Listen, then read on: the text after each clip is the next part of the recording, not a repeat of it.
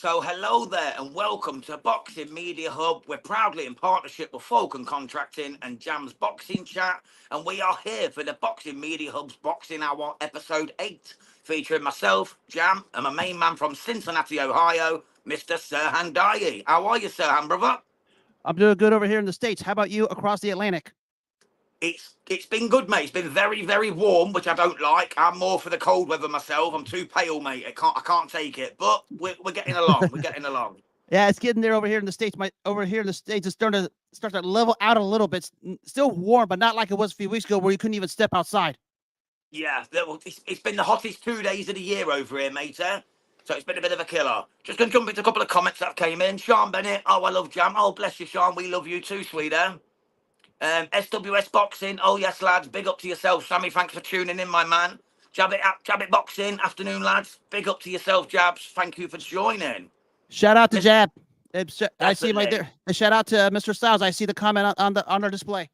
Big up Jams and Serhan, says Mr. Styles 619. Bless up to yourself. And Håkan Johansson, away from Sweden. Big up to yourself, my man. Thank you for coming through. Shout out to Hawken. Glad to see you on the big prediction show we had the other day. I'm unfortunate for my freaking system malfunctions again, but I was glad to be on it. That can't be helped, mate. That can't be. Trust me, Serhan, it's happened to every single one of us over the time, mate. I wouldn't worry about that. So don't even sweat that, mate. Don't even sweat that.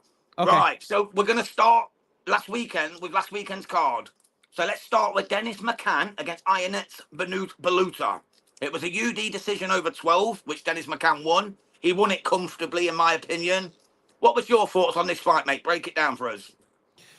Tell you what, it was a better fight than I anticipated. I mean, much credit for giving a solid effort. But I thought for McCann, it was a very, very satisfying performance. You can almost see the joy in his face, getting a big win of that caliber. It was very, very richly deserved for him. Yeah, couldn't agree more, Serhan. Couldn't agree more. He was in real good form. I think he could be a force to be reckoned with going forward. I think so too. Definitely. Okay then, mate. So we'll move on to Miss, should I say, Raven Chapman, who got a complete and utter shutout against Johanna Sarabia. This was a unanimous decision over 12, and she absolutely bossed it. It was 120, 108 on all three scorecards. Absolutely amazing performance. What did you think to Miss Chapman? Tell you what, I like me some Chapman. I mean, if you put your shutout 12-0, you're doing something right. 100%. And while we're on Raven Chapman, I just want to show off my new glove. Signed by Raven Chapman. It's sweet. Beautiful. That is put nice. It that way, you'll see it's R. Chapman. Oh, my brother Joel sent me this Boxing Media Hub, so I just want to give a big shout out to Joel. It's my brother. I've got nothing but mad love for him. And he sent me this just out of the goodness of his heart, just because he knows I love Raven Chapman. How nice is that? He had it signed himself and then sent it to me. So big up, Joel, mate. We love you. Shame you're not on the show with us. We love you, Joel. God bless. God bless. Just going to do a couple more comments before we move on to the next ones. Right, we're on to Mr. Styles. Sky Nicholson versus Raven Chapman needs to happen next for the WBC and vacant IBF Women's Featherweight World title. Yeah, I think the same, but apparently if Håkan can jump in, he knows who Sky Nicholson's already mandated to fight after she beat Sarah Mahfood. There's someone else that she's got to fight first, I believe. If Håkan can clear that up for us, if you're still with us, mate, I'd appreciate that, because I can't remember the lady's name. But I know for a fact Håkan Johansson knows. He's the Mr. Boxing Encyclopedia for a reason.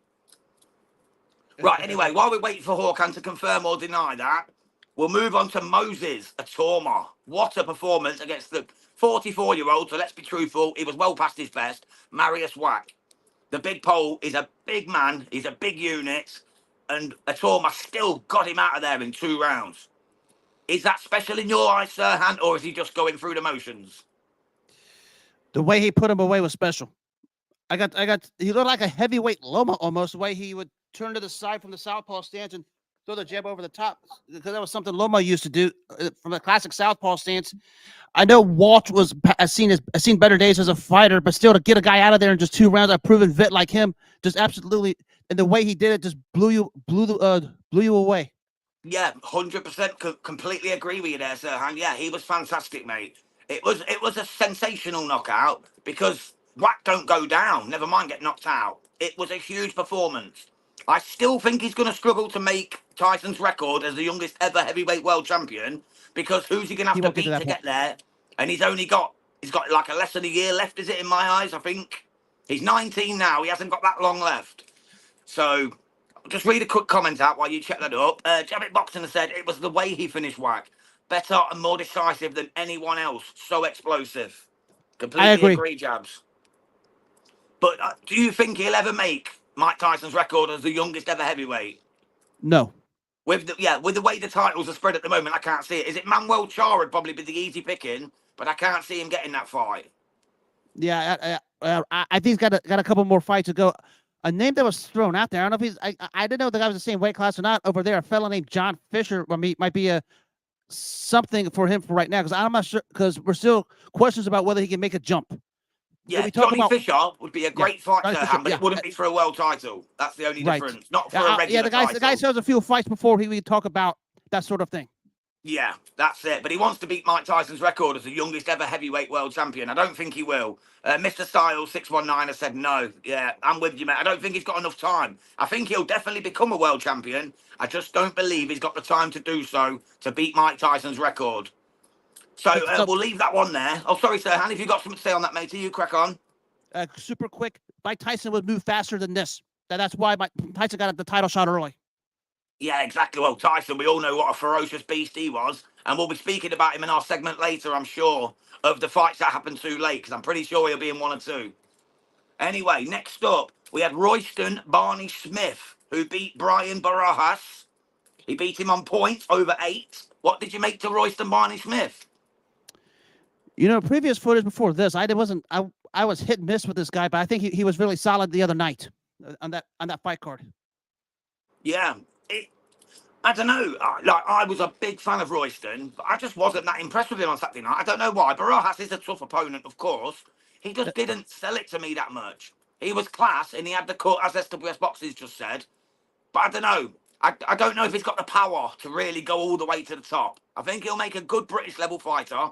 I'm not sure he's a world elite, to be honest, a world beater. Yeah, he for now he should stay domestic over there in England. Yeah, I'd say so for now. Mr. Styles has said very true. SWS Boxing, Moses was class. Saturday, honoured to have met him as well before he fought. Yeah, I seen your picture, Sammy. It was brilliant, mate. I seen all your pictures with all the top guys. SWS Boxing Sam was there at the fight, Serhan, so he got some good footage. He had some good footage. Sweet. It's a shame I can't put them up. I don't know how to do that on here, to be honest with you. I'd have put them up else. Barney Smith box class with a cut, says SWS Boxing. He's done okay, bro. Yeah, he has. And he won a belt as well, as Sam's saying. Yeah, he's really good, mate. I just don't think he's world level, in my opinion. But you never know. He might turn it up. You just don't know. Not everyone looks world class at first. Needs to take time, though. I think after this performance, I'm not ready to put him in the world class caliber. Yeah, definitely. Because he's been like this in recent fights, not just this one, but in other fights as well. Yeah, he done enough to win, but he had his sticky moments in there too. Right, so next up, we're going to move to Ryan the Piranha Garner against Archie Too Sharp.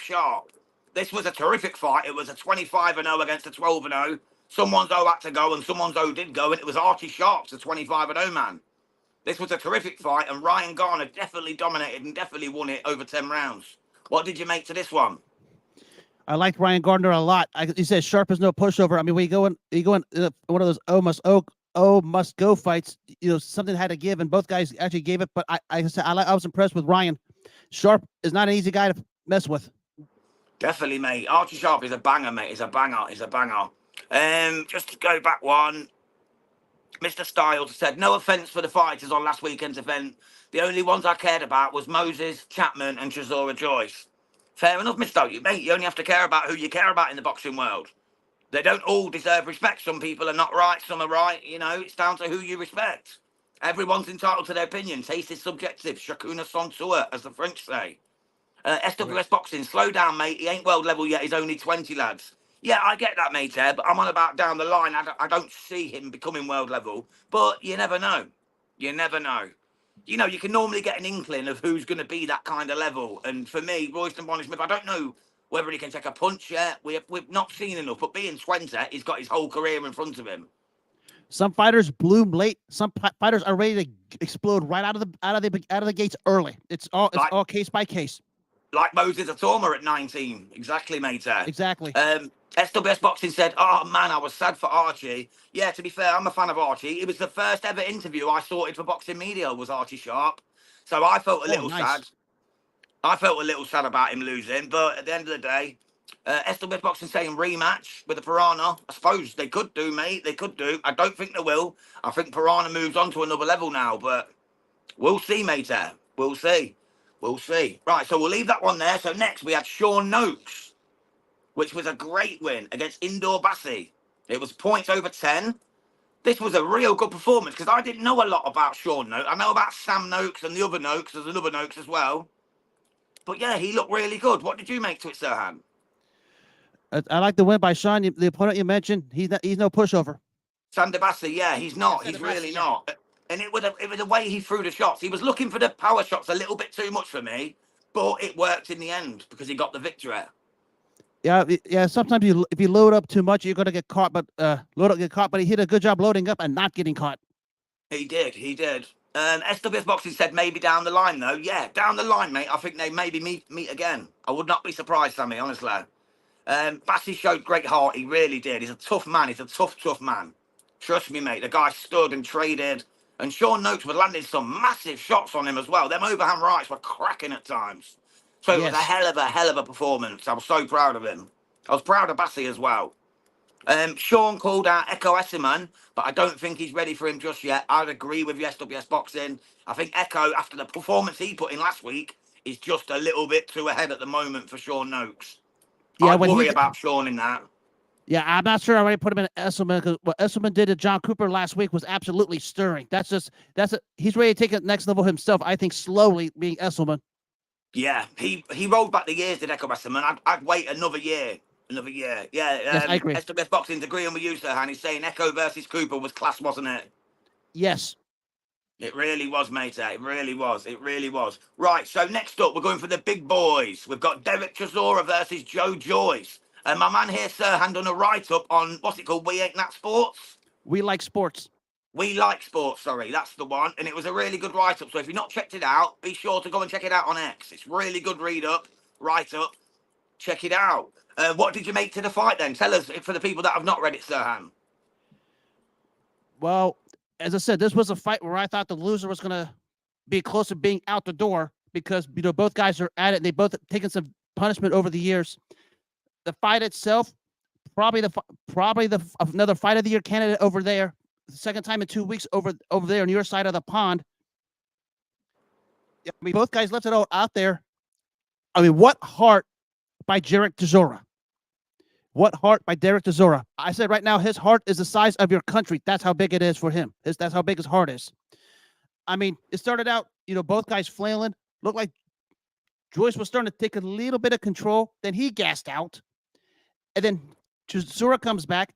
And then looked like for a minute, Joyce was about to really see control. Here comes the haymaker right hand that puts Joyce down. And Joyce with nothing, Chisora with nothing left in the tank, just swinging for the fences and giving all he has, and one of the most honest efforts I've ever seen. What a hell of a performance by Derek Chisora. Yeah, 100% agree with that analysis, Serhan. He was fantastic. For the first 4 or 5 rounds, though, maybe 6, it was like he was fighting underwater. He was pulling his punches. He was struggling to even throw them. He was like this. He was dragging his arms. He was like, and I thought this is going to be a shambolic affair. What an embarrassment. But then after the 5th or 6th, it just lit, didn't it? And it became a real fight again. They were both tired, and that's when they just started letting their hands go, and it became a slugfest. And sometimes we just need to see that, don't we, as boxing fans? Just see 2 big grippers in there giving it all they've got, trying to knock out next man. And that's what we got between Chisora and Joyce, and I enjoyed it in the end. Let the fist fly. Exactly, mate. Exactly.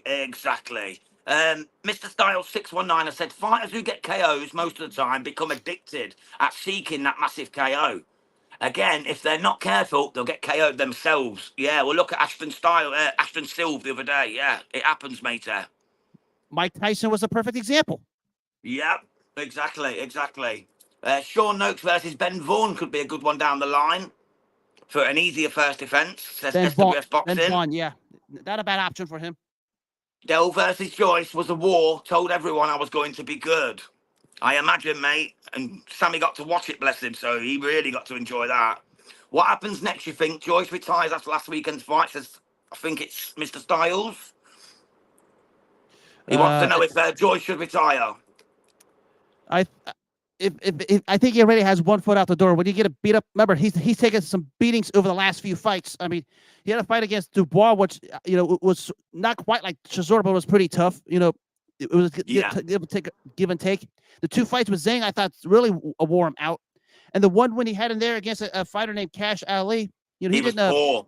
Yeah, you could tell. He could tell he was found out. Yeah. And this fight, it might be one of those beatings where he might want to rethink his career a little bit. Maybe he fights another fight or two, but he doesn't have really much left in the game at 38. Yeah. I don't know what you can make of this guy. I think it'd be more for money now, to be honest, and that's when you get hurt when you're fighting for the money.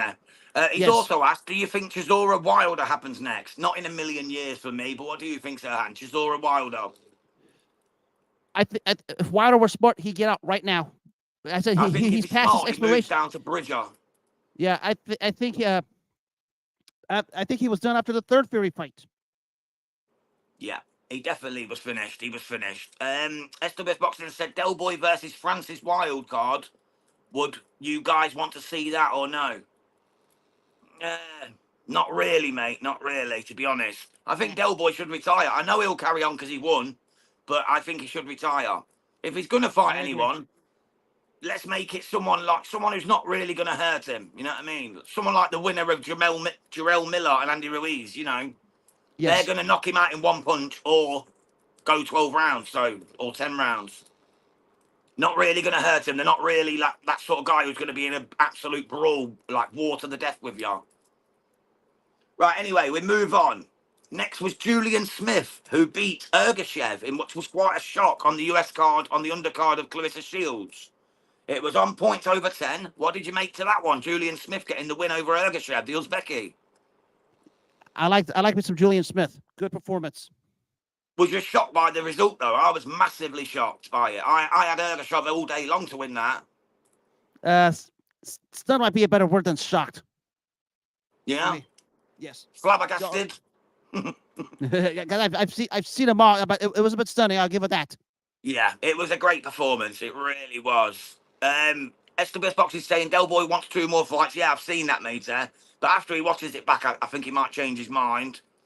What fight makes the most sense next? Dillian White with Chisora or Joyce? I'd say Chisora White rematch because that was a good fight the first time. Makes all the sense in the world over there. Joyce will just get beat up again. There's no point. Yeah, and Styles said I meant Wilder. Sorry. I think Wilder was done after the third Fury fight. He had the beating that he took to Parker, and of course on the recent knockout loss against Zhang, where he's still seeing stars after that punch. Yeah, and Mr. Styles has said, again, no offense to the fighters on the Shields card, but I only really cared about the Clarissa Shields fight against Joe Anissa. Well, that's what we're moving on to next. Clarissa Shields knocks out Joe Anissa in the second round to win the heavyweight and the light heavyweight. What did you make to that one, Serhan?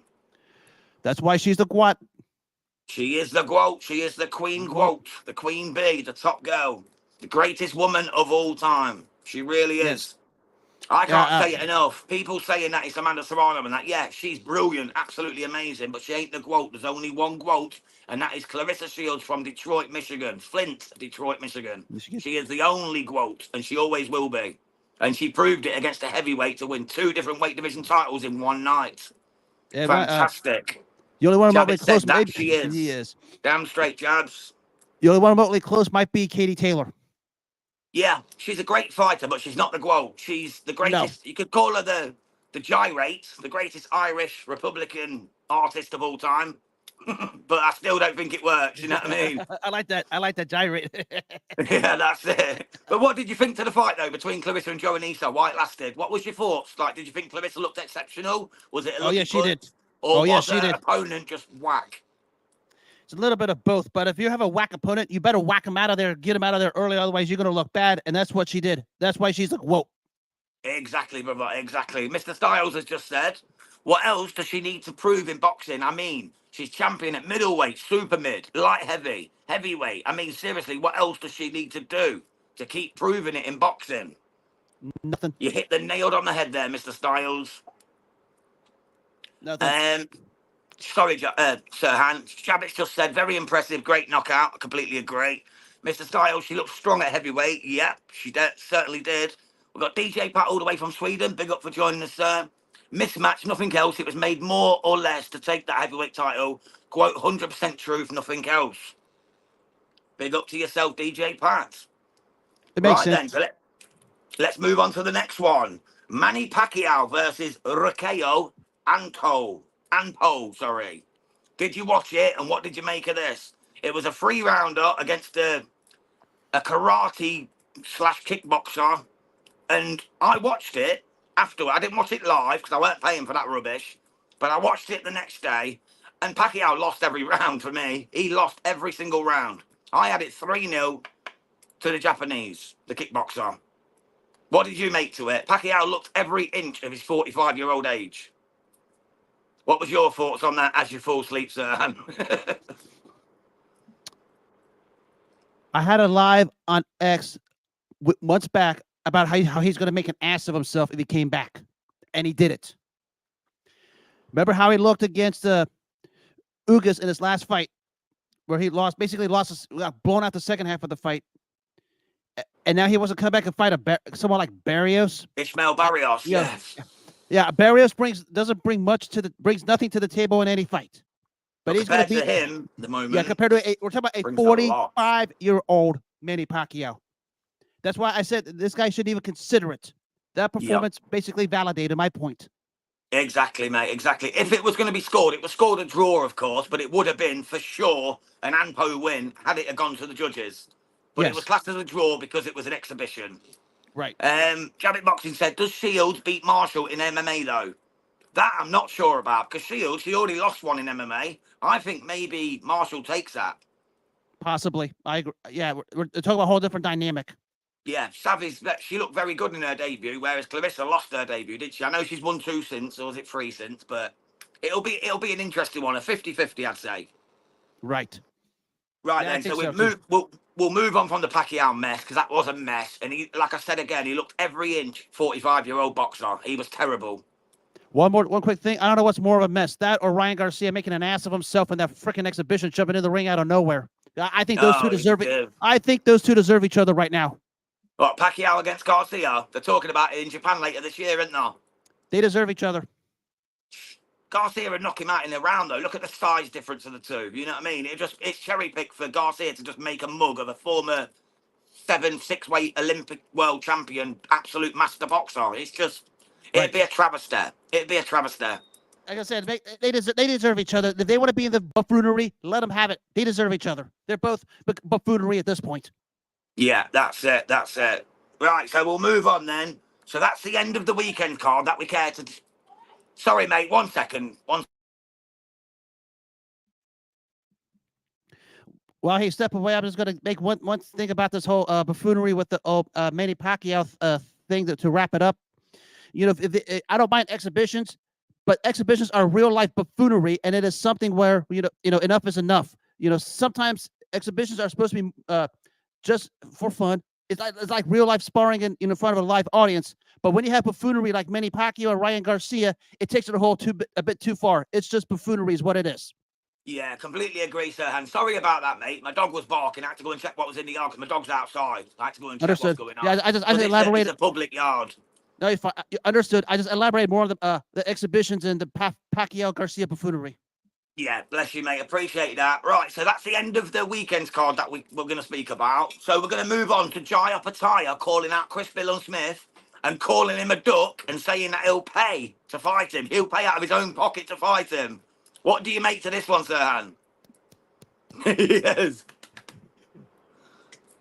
Our first two shows, he was our hot topic. This was the hot topic. That's why I was clapping, because he had me reminiscing a little bit. But I want to know if the guy's been hitting the weight room. I mean, when I saw the interview, the guy looks like that he could bust his pecs out of that shirt. I mean, the guy looks like he wants to hunt CBS down and basically beat him in his own backyard. I mean, that's. I mean, he even said he'd offer $250,000 of his own money to make the fight. Yep, I've seen that. He said he'll Every pay so for him to fly over. He'll pay for his travel, his hotels. He'll pay for it all. I became a fan of his instantly overnight. I became a bigger fan after this. He basically said, "Show your face. I'll come down and I'll whoop you." Because I said all Yeah. along, if they ever, I said it on one of the other shows, if that fight happens, he's going to turn CBS into a soccer ball and kick him out of a stadium because that fight doesn't even go 3 rounds. Completely agree. Completely agree. Mr. Neutral has said Marshall beat Shields in the rematch. Thank you for joining, Mr. Neutral. Mr. Styles, it's basically what the Jake Paul Mike Tyson fight is, a circus. It is.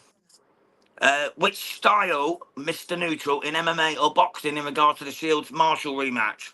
I think he means the boxing, or it could mean the MMA. You'll have to ask him. Yeah, nobody Right. knows yet. So on that one, I don't know whether to even talk about that anymore, to be honest, because there's not really a lot to say. You know, Jai Opetaia, we know he's going to knock him out. We know Jai's going to... I'm not being horrible to CBS. I've got a lot of love for him, a lot of respect. I always back him when he's fighting in Britain. But Jai Opetaia is another level. He's a friend of the channel. We've had him on a couple of times. Joel's interviewed him twice, 3 times. He's a great fighter. The only ahead, guy that beats him that weight class is if Usyk goes down. And I'll tell you this, I'm not sure about that either because I think Opetaia is about to ascend to a different level here soon. We're about to talk about him in the pound-for-pound category. I definitely agree with that, matey. I definitely agree with that. Both easy work for our Sav, says Mr. Neutral, answering to Mr. Styles.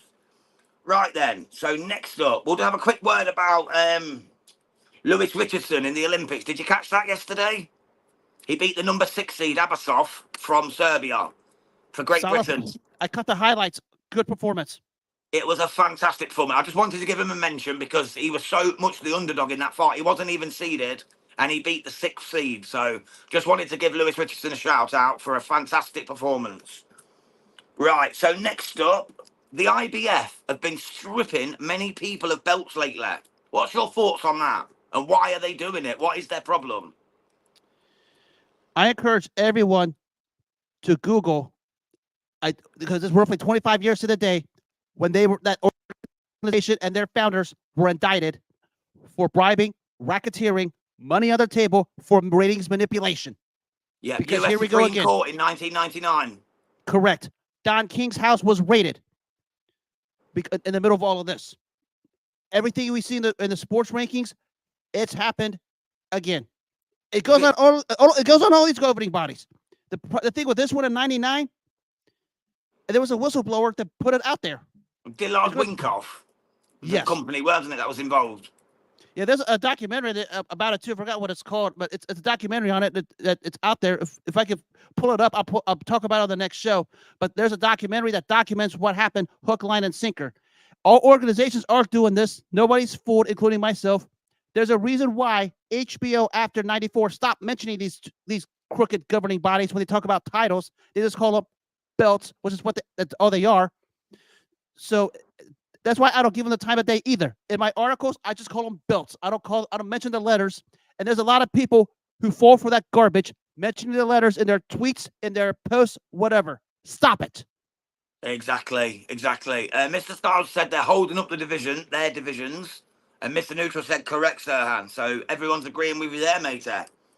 Right, so we'll leave that one. Serhan, you wanted to have a little segment to talk about the '88 summer, like the summer of '88 sports, you know, with the Roy Jones Jr. bad decision, the Bow, you had the, was it Lewis Bow in the final of the Olympics when they won gold? Yeah. You have a little chat about that, mate, there. I brought this up because '88, the sport was about to go to its shift. After Tyson Spinks, which was the biggest moneymaker of that time, the heavyweight division had flattened because there was nobody left. The summer of '88 started, and then going to early '89 started to get hot because Evander Holyfield went from cruiserweight to heavyweight. Yeah. And in the Olympics, we had the emergence of 4 heavyweights. The 2 heavyweights, 2 super heavyweights, Lennox Lewis, Riddick Bowe, Ray Mercer, Tommy Morrison. Lewis and Bowe was in the gold medal round. You know, we know what happened there. Lewis beat the schmuck out of him in 2 rounds.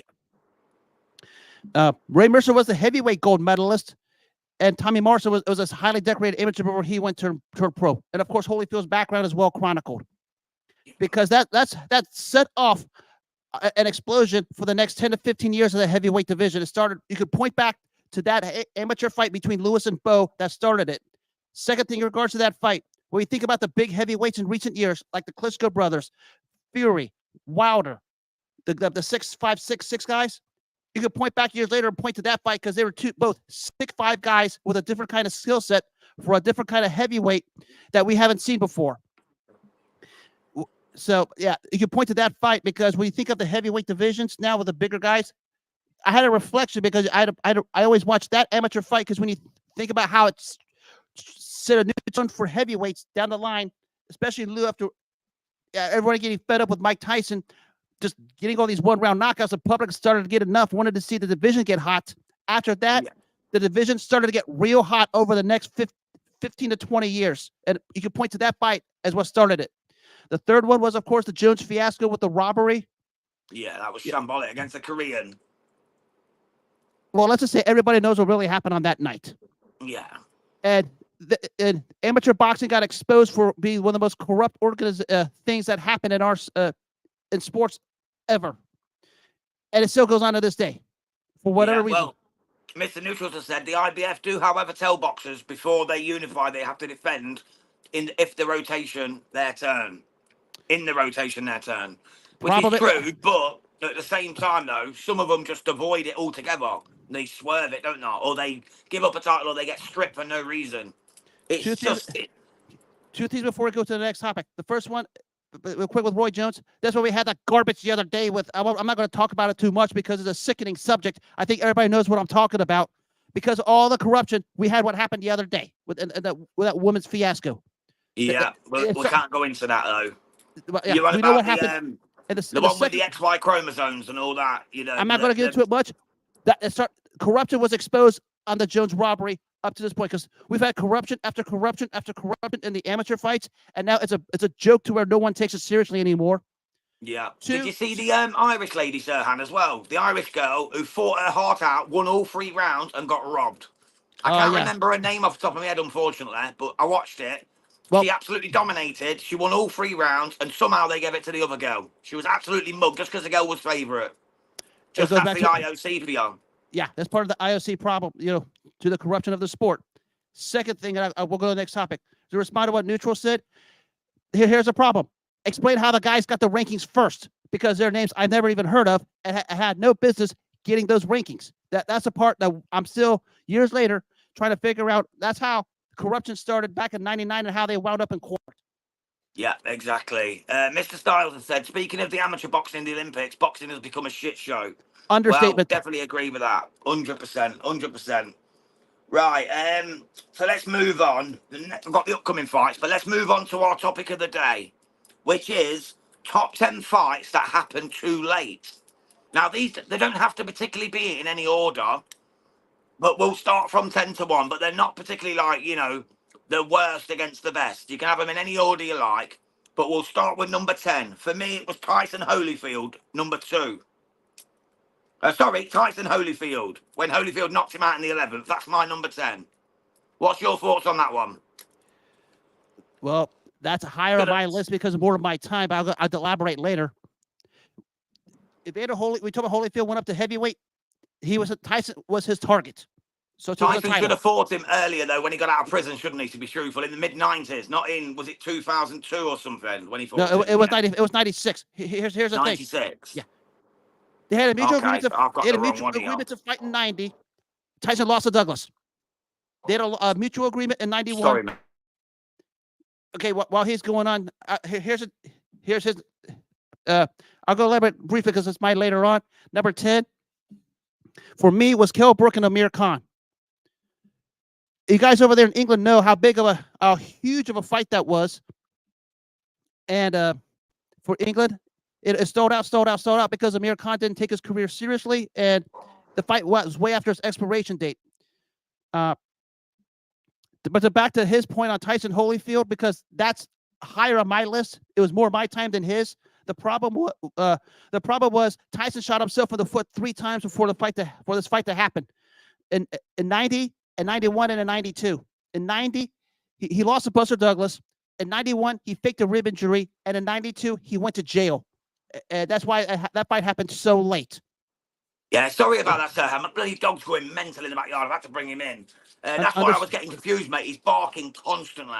It's completely Okay. throwing my mind off me. I can't even think straight. Okay, To I be was honest with talking. you. I was So what elaborating was your about number 10, bro? What was your number 10? Kilbrook Amir Khan. Kell Booker Maycar. I've got that on mine. I've got that at number 4. But like I say, I didn't do them in any particular order. But yeah, that Is was it? miles too late. Yeah, Kell yeah. Brook knocked him out in the 6th round. Which It he was would a have bit of a knocked. farce. He would have knocked him out earlier, but Amir Khan did not ever.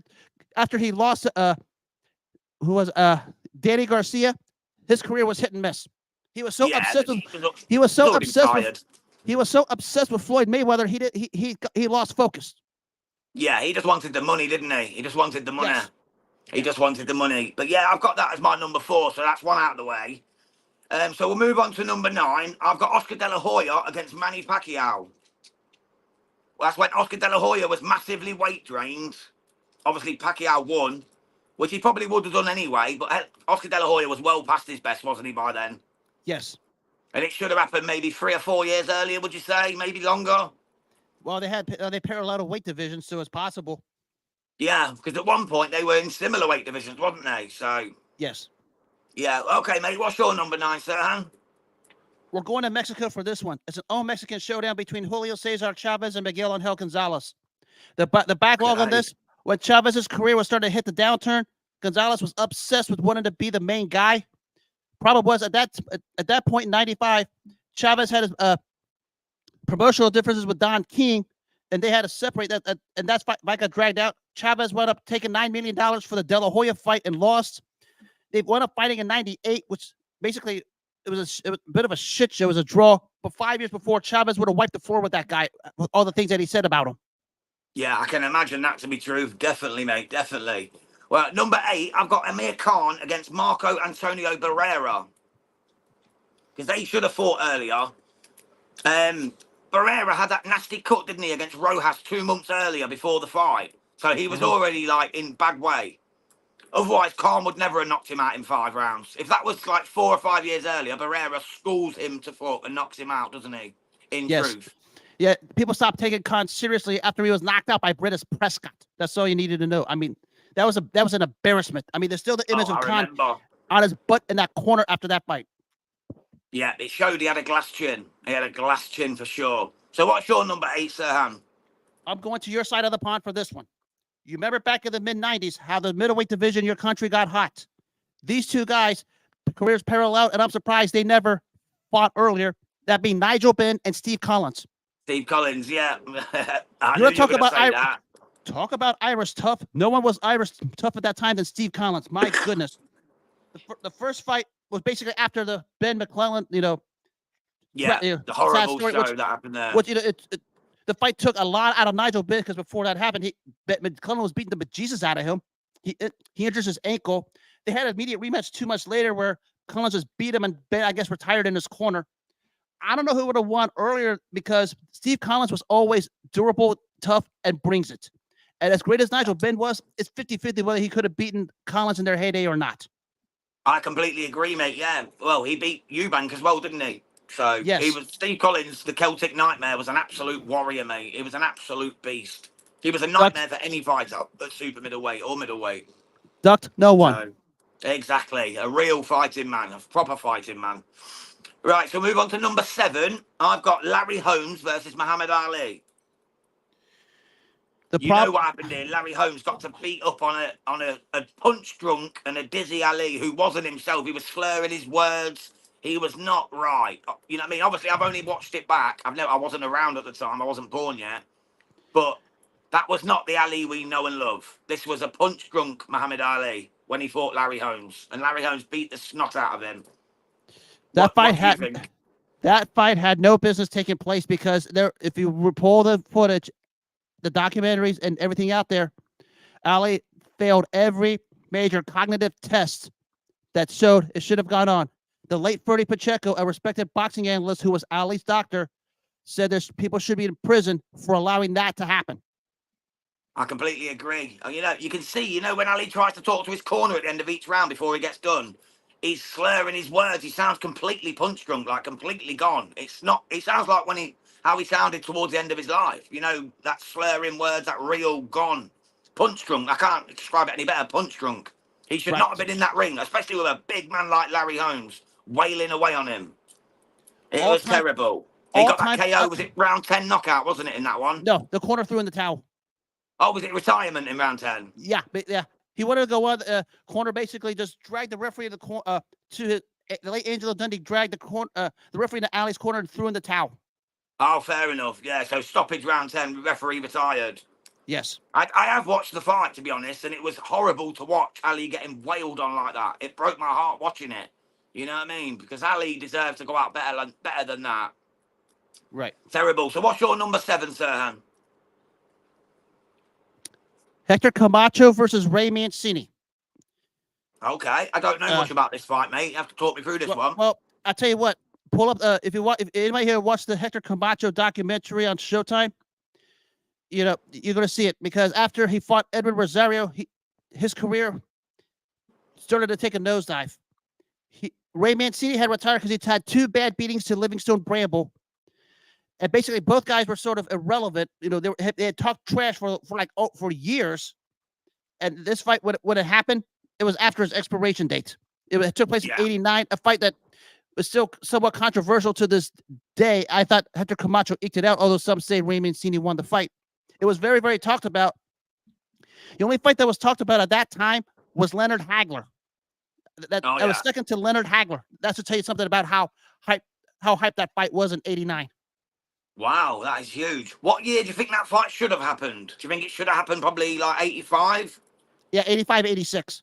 But yeah, because that's when Camacho was at his prime, wasn't he? Yes, so too was Mancini. I don't know a lot about Mancini, to be honest, but I'll definitely have a look up on him.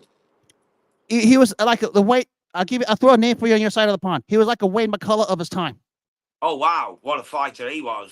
Yeah, Mancini was that from Youngstown, Ohio, which is 6 hours from where I live. Oh, okay, fair play. Thank you, Serhan. Right, so number 6, I'm going for Tony Tucker against Herbie Hyde. Do you remember that one? Yes, Herbie Hyde was unbelievable. A solid. The American. This was in 1997, was it? Hold on, let me think. My brain's just gone dead. It was 1997, but it should have happened many a year earlier. And Herbie Hyde wiped him out in 2 rounds. That would never have happened to Tony Tucker earlier on, would it? Tucker was a solid heavyweight who was a real trial horse. He gave Mike Tyson and Lennox Lewis all they can handle. Exactly. And Herbie Hyde was a good fighter, but he wasn't that man, was he? That'd do that to the likes of Tucker, normally. Well, he stepped up twice against Riddick Bowe and Vitaly Klitschko and was knocked out. Exactly. So, how many years late would you say that one was? Like, when would you have liked to have seen that if you were going to see it? And what would have been the outcome? 95. I think Tucker gives him everything he can handle. I don't know as far as beating him because sometimes Tucker was hit and miss, but it gives Hyde all he can handle. Would have been the wipeout it was. Yeah, I completely agree, mate. I completely agree. So what's your number 6, Serhan? Bernard Hopkins versus Winky Wright. Oh, what a fight that would have been in their 2 primes. The problem was the executioner. The problem was not the fact that the fight happened maybe a year or two too late. It was also 2 weight classes too high. Hopkins was the undisputed champ. Wright was a mandatory challenger. They should have fought at 160, not at that catch weight of 170 when they did. Yeah, that definitely makes a difference as well, especially when you're aging, like when you're getting towards the end of your career. And Winky Wright was a problem in those days. Yeah, I remember I've watched a lot of footage of Winky Wright. I've watched a couple of his fights live back in the day, but I was a young'un, so I don't remember him that well. But he was a very, very good fighter. A very good fighter. But as was Bernard Hopkins, the executioner. Oh, they were. He changed his name to a symbol at some point, didn't he? He wanted to be like Prince. Don't know what that was about, you know what I mean? The daft mug, but oh well. Right.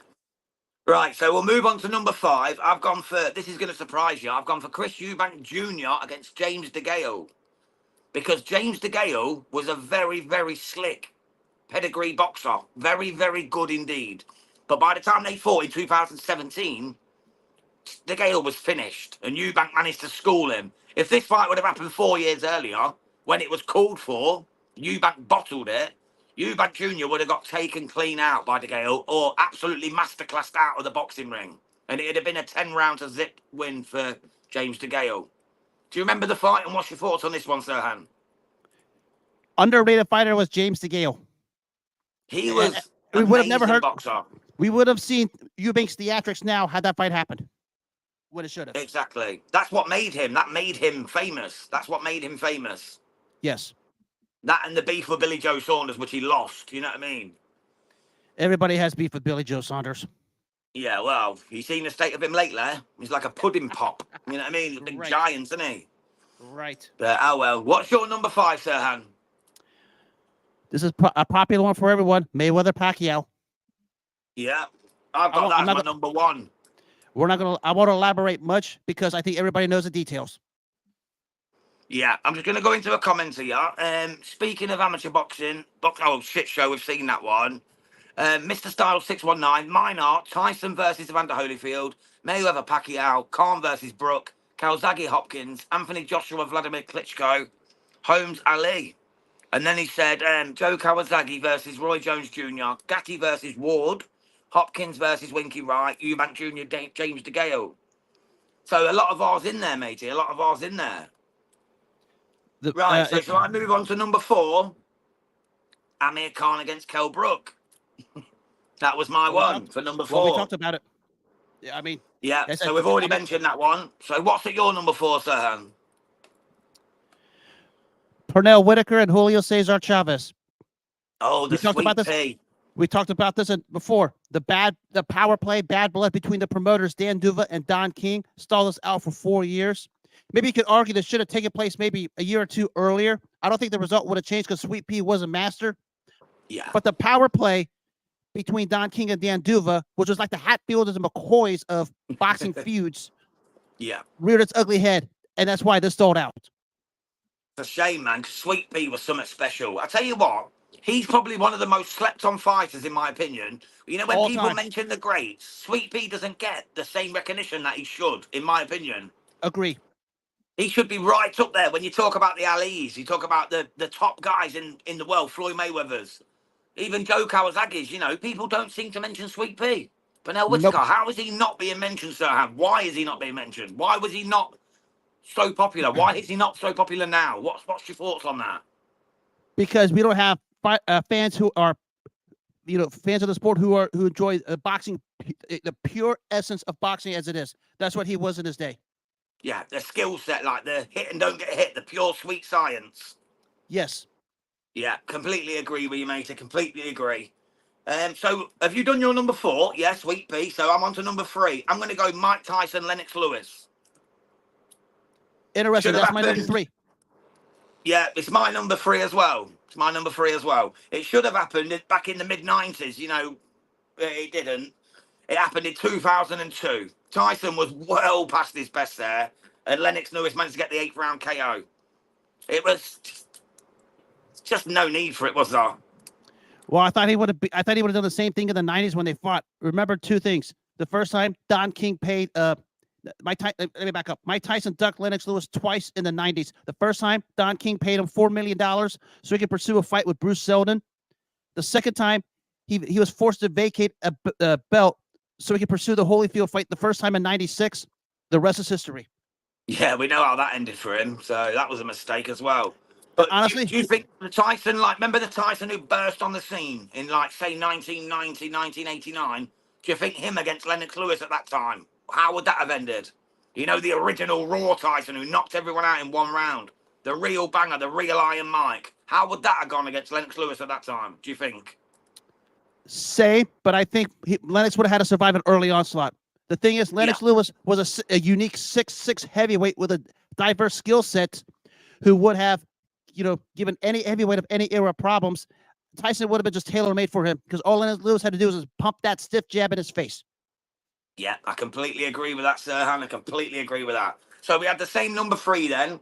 So we've got to move on to number 2. I've got Joe Kawasaki against Roy Jones Jr. What's your thoughts on that one? Obviously, Roy Jones Jr. was heavily faded by the time they fought. It should have happened in 1998. It happened in 2008. That says it all in itself, doesn't it?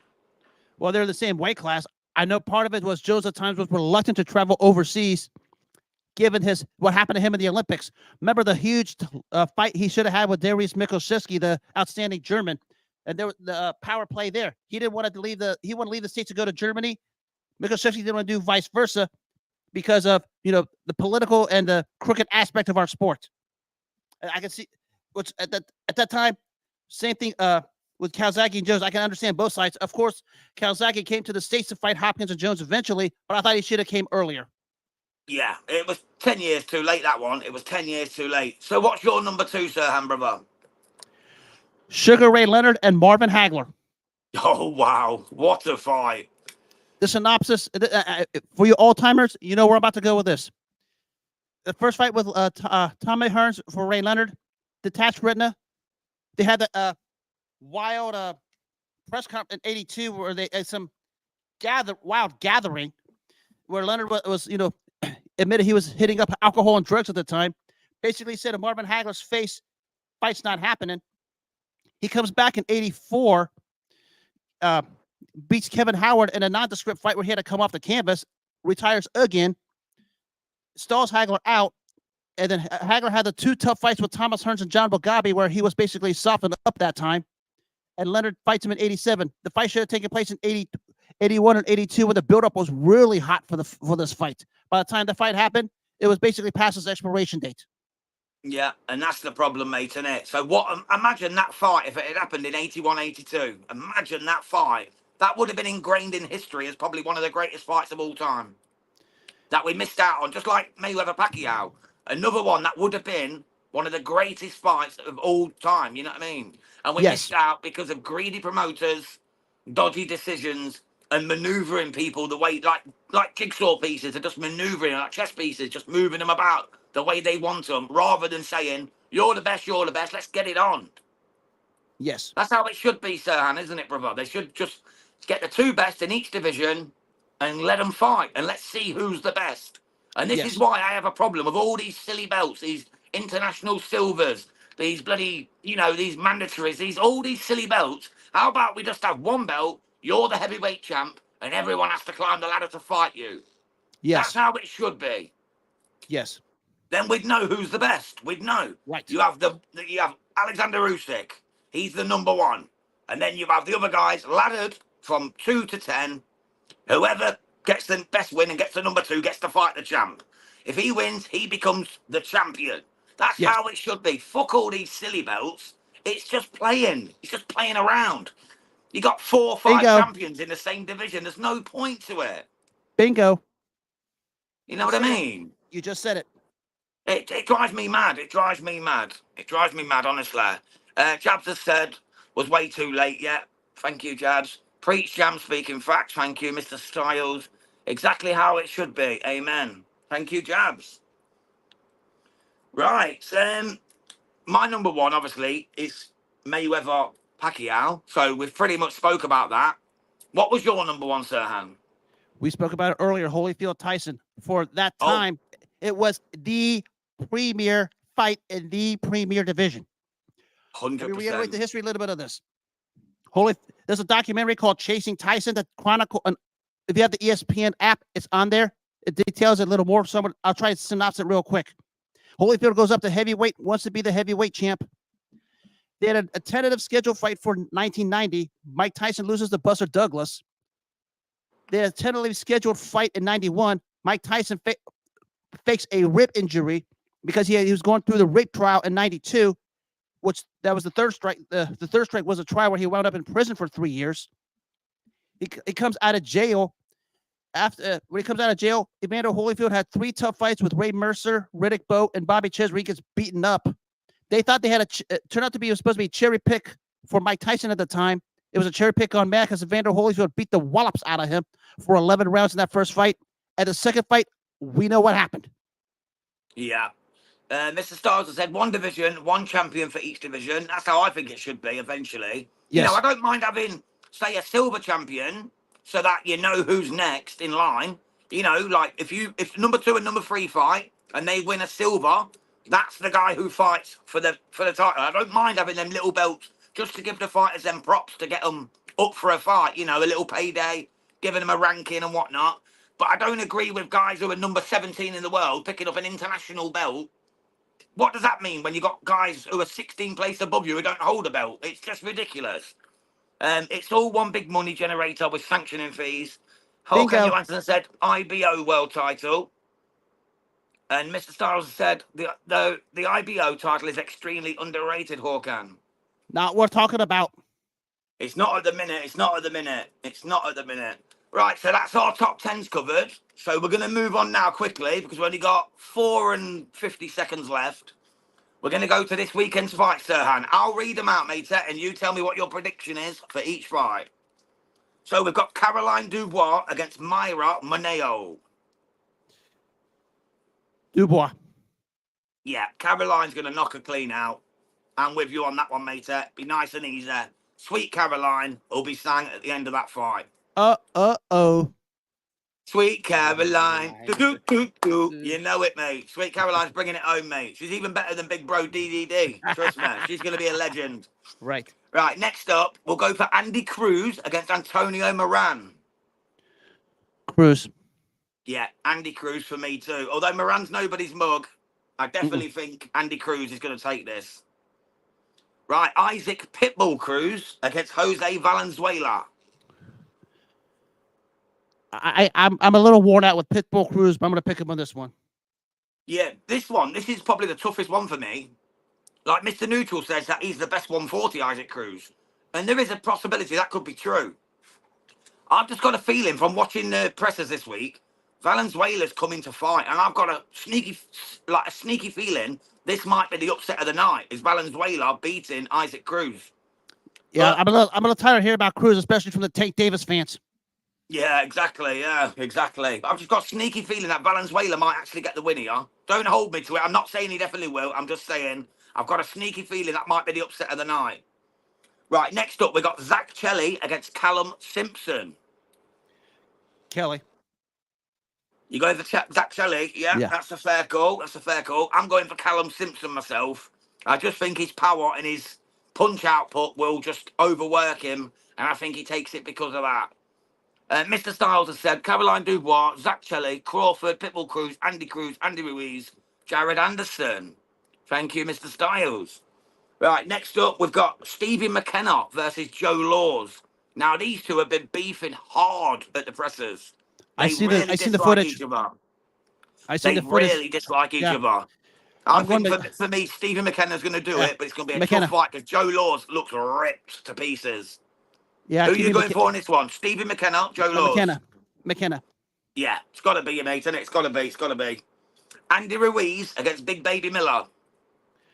Ruiz, I'm done. I've been done talking about Miller since he pulled a fiasco against Anthony Joshua that wound up testing positive for popping dirty 4 times after the fiasco with Anthony Joshua. I'm not giving him the time of day. Give me Ruiz.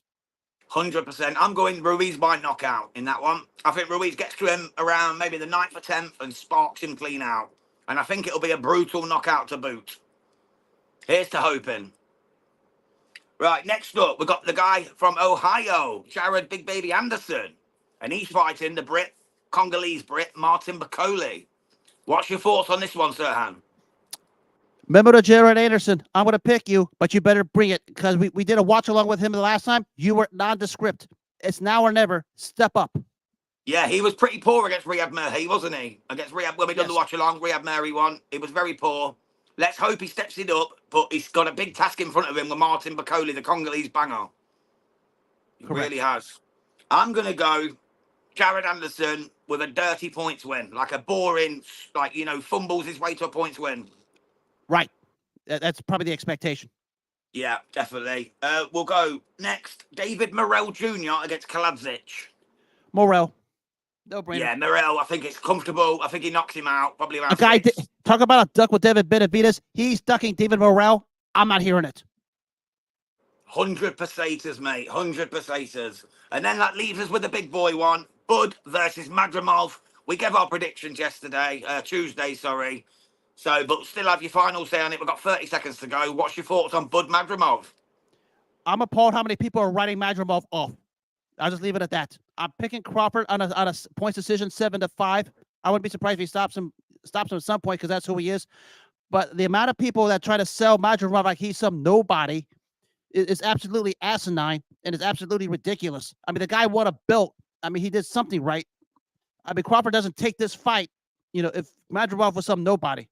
Exactly. And he beat an undefeated Kurbanov, Magomed Kurbanov, who was a very good fighter. And he's a very good amateur. He's won, 79 fights out of 93 amateur fights. Yes. He's nobody's mug. The Uzbek comes to fight. So for me, I think Bud's going to win, but I think he's going to have some slippery moments and it's going to be tough in the meantime. Anyway, And on that note, that's the end of the Boxing Media Hub Boxing Hour featuring Jam and Serhan, episode 8. Thank you all for joining. Please hit that subscribe button if you don't already. Like and share it with your family and friends. See us next Thursday at the same time. We love y'all. Big up, Serhan. Thank you for joining, my brother. God bless and take care, y'all.